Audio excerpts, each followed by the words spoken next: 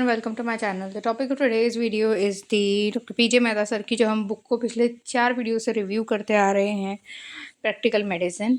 उसका हम history and सिम्प्टोमेटोलॉजी जो है वो ऑलरेडी कंप्लीट कर चुके हैं। आज हम जनरल एग्जामिनेशन पे जाएंगे, ठीक है। तो लेट्स स्टार्ट विद दैट। सो हम ऊपर का जो पार्ट है, मतलब जो हिस्ट्री एंड सिम्प्टोमेटोलॉजी हम वो कवर कर चुके हैं। अब हमारा सेकंड पार्ट है, that is the general examination, जिसमें आज हम सिर्फ जो कवर कर पाएंगे दैट इज़ बिल्ट, ठीक है। सो शुरू करते हैं। तो जनरल एग्जामिनेशन के अंदर जो चीज़ बहुत ज़्यादा, मतलब हमें क्या क्या इम्पॉर्टेंट है, क्या क्या हमको यूज़ करना है, तो ये सारे जो पॉइंट्स है ये हमको यूज़ करने हैं जनरल एग्जामिनेशन में। हम ये पूछ सकते हैं पेशेंट से, ठीक है। तो the general examination of a patient must be done symptomatically and note the following, ठीक है। नोटिंग द फॉलोइंग, ठीक है। तो क्या क्या हमको ध्यान में रखना है जनरल एग्जामिनेशन करते वक्त? तो बिल्ट को, उसके बाद में बॉडी पोस्चर को, न्यूट्रिशन को, डेक्यूबिटस को, clubbing, cyanosis, jaundice, pallor, lymphadenopathy, oedema, skin, hair and nails, then vertebral column, then thickened nerves, joints, temperature, pulse, jugular vein and pulse and pressure, then हमारा BP और respiration. ये 19 points है, जो 19 points है ये हमको ध्यान में रखने हैं, जिसमें से हम सिर्फ पहला वाला कवर कर पाएंगे आज, बिल्ट, ठीक है।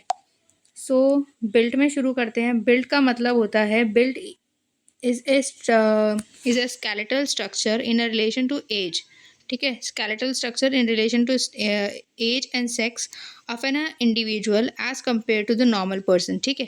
एक नॉर्मल इंसान की जो एज और उसके साथ साथ उसका जो मेल है या फीमेल है, जो भी उसका सेक्स है, वो इसका जो रेशो रहेगा या इसका जो रिलेशन रहेगा वो हम एक नॉर्मल इंसान से कंपेयर करेंगे, ठीक है। टॉल अगर कोई इंसान है, मतलब एक लंबा इंसान अगर कोई है, तो उसको हम किस तरह से देखेंगे? A child is considered to be tall when the height is greater than second two standard deviations above the mean of an age, ठीक है। gigantism का मतलब होता है a term applied when the patient's height is greater in excess to the normal for his age, ठीक है।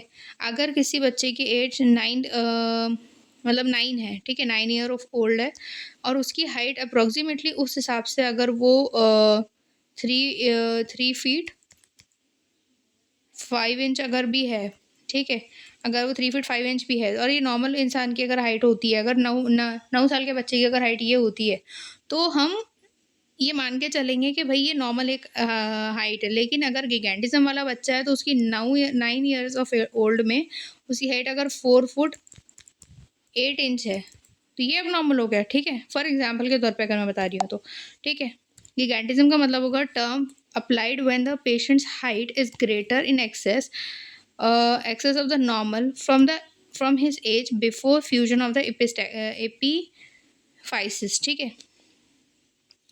There is no fixed height to constitute as giant, but in adult it is applied for the individuals with the height more than 6 feet. अगर 6.5 feet के ऊपर अगर कोई बंदा है, तो फिर हम उसको बोलेंगे कि गिगेंटिज्म में गया, ठीक है। अब कॉजेस क्या होंगे? तो टॉल होने के, तो पहला रहेगा सिंपल और प्राइमरी गिगेंटिज्म, जो कि रेडिकल, फैमिलियल हो सकता है और कॉन्स्टिट्यूशनल हो सकता है। हार्मोन्स के कौन कौन से रीजंस रहेंगे? तो एंडोक्राइनल रीजंस आदि, हाइपरपिट्यूटेरिज्म हो सकता है और हाइपोगोनाडिज्म हो सकता। उसके साथ साथ जेनेटिकली क्या क्या कॉजेज होंगे? तो क्लीनफेल्टर सिंड्रोम हो सकता है, ठीक है। मेटाबॉलिक कॉजेज क्या क्या होंगे? तो मार्फेन सिंड्रोम और homocystinuria. Then mechanical miscellaneous causes are the cerebral gigantism, ठीक है। कॉन्स्टिट्यूशन में अगर हम डायग्नोसिस, डिफरेंशियल डायग्नोसिस अगर देखें टॉल बंदे का, तो कॉन्स्टिट्यूशन के अंदर usually in constitutional tall structures the parents are also tall, मतलब अगर एक आधा बच्चा लंबा है तो उसके पेरेंट्स भी लंबे ही रहेंगे, ठीक है। और in all childrens whose parents और grand parents are also tall, a suspicious of an pathological disorder must be raise, ठीक है। अगर उसके पेरेंट्स भी लंबे लंबे हैं, तो फिर वो पक्का वो गिगेंटिज्म में जाएगा और उसको कोई पैथोलॉजिकल डिजॉर्डर होगा, ठीक है। उसके अलावा if the a child is otherwise normal in the boys usually no treatment is required. अगर लंबे भी है लड़के तो उससे कोई ट्रीटमेंट की कोई ज़रूरत नहीं है, लेकिन अगर कोई गर्ल है जो कि 6 साढ़े 6 फीट के ऊपर है, तो इस long term oestrogen could be used to suppress further growth, ठीक है। However, because of its side effects, usually it is avoided unless the predicted adult height is more than 183 centimetres, ठीक है। अब gigantism देख लेते हैं। तो एक्रोमेगाली और साथों साथ hyper pituitarism. In the gigantism the patient is very tall but with a normal body posture. However, the features are coarse with the increased heel pad thickness. उसका जो हील रहेगा वहाँ पे जो हमारा फैटी मास जो होता है वो थोड़ा ज़्यादा होगा, ठीक है। There may be a evidence of a raise intracranial tension and bitemporal hemianopia and pituitary tumour भी हो सकता है, जिसकी वजह से उसको गिगेंटिज्म हुआ, मतलब GH हार्मोन जो है वो एक्सेसली बढ़ गया। अब सेरेब्रल कैकेंटिज्म अगर हम देखें तो सोटो सिंड्रोम इसको बोलते हैं हम। Child with the cerebral gigantism have the long elongated head, large elongated head and prominent forehead रहेगा उसका। आइज़ जो है वो बड़ी बड़ी रहेगी, ईयर्स बड़े बड़े रहेंगे, जॉ रहेगा बड़ा रहेगा जॉ, elongated चिन रहेगी and anti Mongoloid slant of the eye and the coarse facial structures. They have subnormal intelligence and impaired coordination and the cause is unknown. मतलब उसका सर जो है वो नॉर्मली जो उसकी बॉडी के मुताबिक वो बड़ा रहेगा, और आंखें आंखें भी उसकी मतलब Mongolian anti Mongolian slant eyes रहेगी, साथ ही साथ फोरहेड बड़ा रहेगा, ईयर्स बड़े रहेंगे, जॉ बड़ा रहेगा, इलोंगेटेड चिन रहेगी।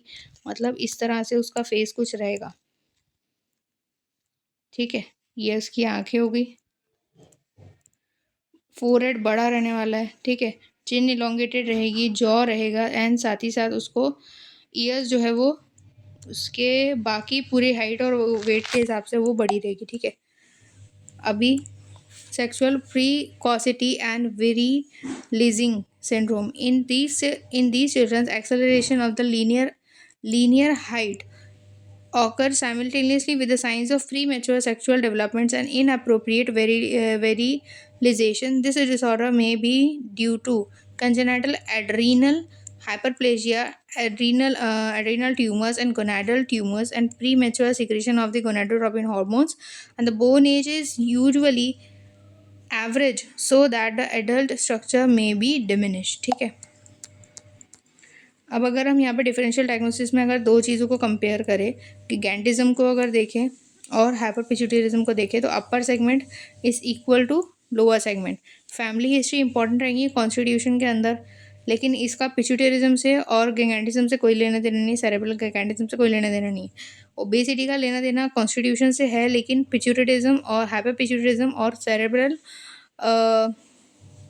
मतलब इसका लेना देना जो है वो हमारे को सिर्फ फैमिली हिस्ट्रीज इंपॉर्टेंट है कॉन्स्टिट्यूशन के अंदर, ओबेसिटी इंपॉर्टेंट है कॉन्स्टिट्यूशन में और सेरेब्रल कैकेंटिज्म के अंदर दिखेगी। मतलब हमको सेरेब्रल मेंटल रिटार्डेशन का लेना देना सिर्फ हमारा सेरेब्रल कैकेंटिज्म में है, ठीक है, उसमें हमको वो दिखेगा। एंड अदर फीचर्स के अंदर हमको कैकेंटिज्म जो है वो हाइपर पिट्यूटरिज्म में दिखेगा और सेरेब्रल कैकेंटिज्म में मैक्रो क्रेनिया और लार्ज हेड और फीट सीखेंगे।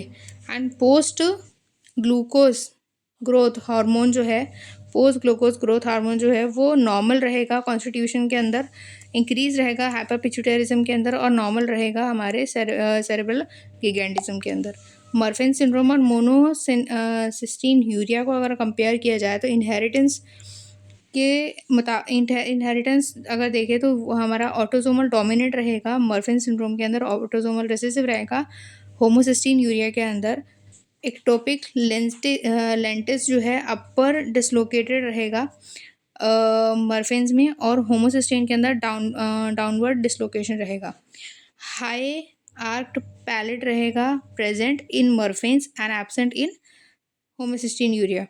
Then loose jointedness is present in the Murphy syndrome and absent in the homocystinuria.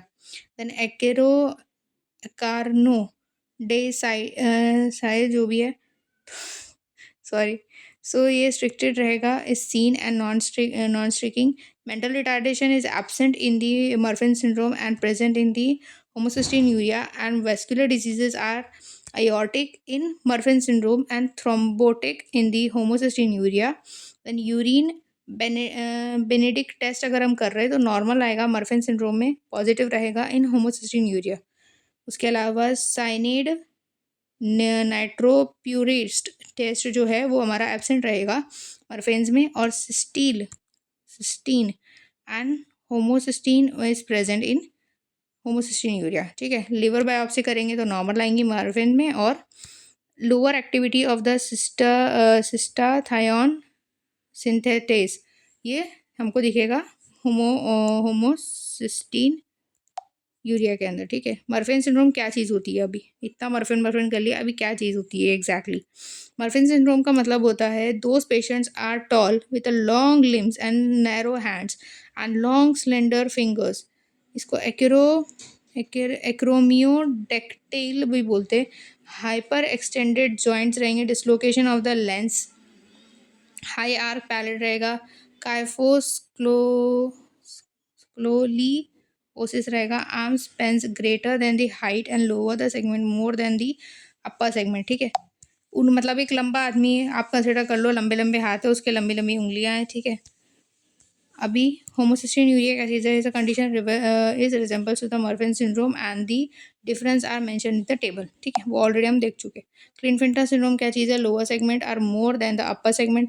नीचे का मतलब पैर जो है वो छोटे रहेंगे ताकि बड़ी जो बाकी की जो बॉडी है वो बड़ी रहेंगी. ठीक है, गायनेकोमेस्टिया रहेगा, स्मॉल एंड फर्म टेस्टिस रहेगा, अजूस्पर्मिया रहेगा. उसके अलावा chromatin bar body usually present रहेगा, 47XXY रहेगा. Some may have a chromatin negative.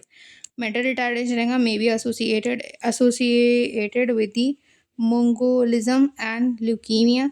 और क्रॉनिक पल्मोनरी डिजीज रहेगी, वेरिकोज वेन रहेगा, डायबिटीज़ रहेगी एज द कॉमन. ठीक है, अब आ जाओ शॉर्ट स्ट्रक्चर्स पे. शॉर्ट स्ट्रक्चर के अंदर डॉर्फिज्म रहेगा. डॉर्फिज्म एक टर्म है जिसके अंदर क्या होगा कि height is second standard deviation less than that for the his or her age and sex. Mid parental height usually determines the final height. ठीक है, कॉजेस क्या रहने वाले हैं इसके अंदर, एक तो हेरिडिटरी हो सकता है, जेनेटिक हो सकता है, क्रोमोसोमल हो सकता है जिसमें टर्नर सिंड्रोम आएगा, 45XO टर्नर सिंड्रोम आएगा, डाउन सिंड्रोम हो सकता है, नोमैन सिंड्रोम हो सकता है. ठीक है, कॉन्स्टिट्यूशन के अंदर ग्रोथ डिले हो सकती. चौथा डिलेड प्यूबर्टी भी उसको डिले रहने वाली है. न्यूट्रिशन के अंदर माल न्यूट्रिशन वाला बंदा हो सकता है, माल एब्जॉर्प्शन वाला हो सकता है, रिकेट्स वाला हो सकता है. एंडोक्राइनल कॉज कौन कौन से होंगे, तो ग्रोथ हार्मोन की डिफिशियंसी हो सकती है, हाइपोपिट्यूटरिज्म हो सकता है, हाइपरथायरॉयडिज्म हो सकता है, एक्सेसिव एंड्रोजन हो सकता है, कुशिंग सिंड्रोम हो सकता है, कंजेनाइटल एड्रीनल हाइपरप्लेशिया हो सकता है. उसके अलावा अगर हम स्केलेटल सिस्टम की बात करें तो यहाँ पे एक्रोमियो प्लास्टिया हो सकता है, स्पाइनल डिफॉर्मिटी हो सकती है, स्केलेटल डिस्पेप्सिया हो सकता है. And skeletal disease systemic disease अगर हम देखें तो रीनल ट्यूबरकुलर एसिडोसिस और यूरेमिया हो सकता है. ठीक है, ये सारी चीज़ें रहेंगी डॉर्फिज्म के अंदर. Congenital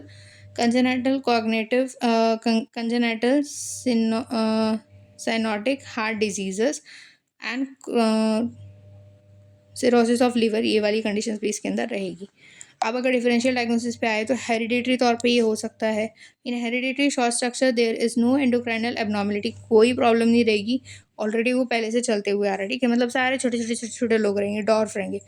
the the bone age and the dental age are normal. Bone age और dental age एक जैसी रहेंगी. Although they are short, they grow at a certain rate of 4 to 5 centimeters a year, and they have a normal body proportion for age, and this may be either genetic. ठीक है, वो या तो genetic रहेगा, मतलब family history में सारे के सारे छोटे रहेंगे, या फिर प्रीमोडियल रहेगा if there is no family history of the short structure. The later may be due to the intrauterine growth failure or the postnatal growth retardation. These children require no endocrinal treatment. ठीक है, constitutional अगर है, this disorder is commonly among the adolescent boys. There is no true endocrinal deficiency, and they grow at a certain rate of 4 centimeters a year, and their bone age and the dental age are delayed by the 2 years. 2 साल के gap से चलता रहेगा, ठीक है. Often there is a history of the delay in the growth and a puberty development in the father or a male relatives, ठीक है. Puberty delay रहेंगी या तो मेल मतलब उसके फादर में या फिर उसके जो भी मेल रिलेटिव रहेंगे उनके अंदर. If puberty does not occur spontaneously by 15 year of an age, it can be induced by testosterone enhanced 250 milligram intramuscularly 3 महीने तक इसको देना पड़ेगा, ठीक है. टर्नर सिंड्रोम जो है उसके अंदर क्या होगा, these childrens are girls who have agenesis of their ovaries and the chromosome pattern is 45XO. They have a characteristically short webbed neck, छोटी सी गर्दन रहेंगी उनकी, and low hairline, square and shield like chest and cubitus valgus, and mental retarded रहेंगे. All through short, they grow at a rate of less than 4 year each year, 4 centimeter each year, with the normal bone age and the dental age, but absence pubertal hair sprouts, so that during adolescence the skeletal age delayed due to the absence of the sex hormone, ठीक है. अब इनको अगर normal करना है तो उसके लिए हमको इनको ऑक्सेंड्रोलोन देना पड़ेगा 0.15 मिलीग्राम पर केजी पर डे, ठीक है. इनका सेक्स हार्मोन ग्रोथ हार्मोन सही करने के लिए डेली एजोनेसेंस और after the age of 15 cyclic endo oestrogen replacement therapy in physiological dose is given for a life, ठीक है. Growth hormone replacement is recommended before epiphyseal fusion, ठीक है.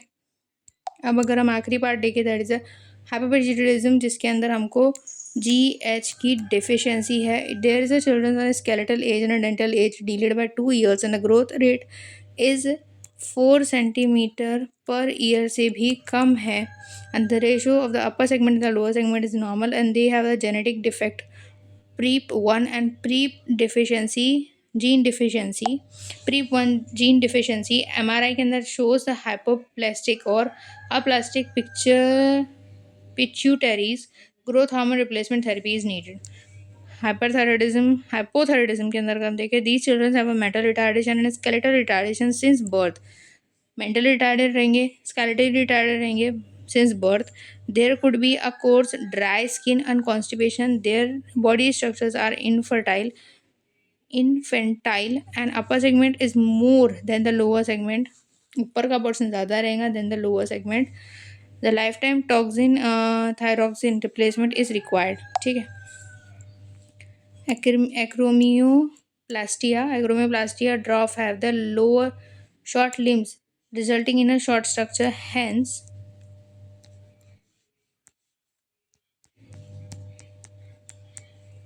the lower segment is always less than the upper segment, and their mental and dental age are normal, and so are the endocrinal functions. Systemic diseases कौन कौन सी हो सकती हैं, तो उसके अंदर आएगा most chronic symptoms. Systemic diseases can cause growth failure during childhood, and these illnesses can be recognized by their own specific clinical features, and growth failure is a secondary problem. Thank you so much. Bye bye.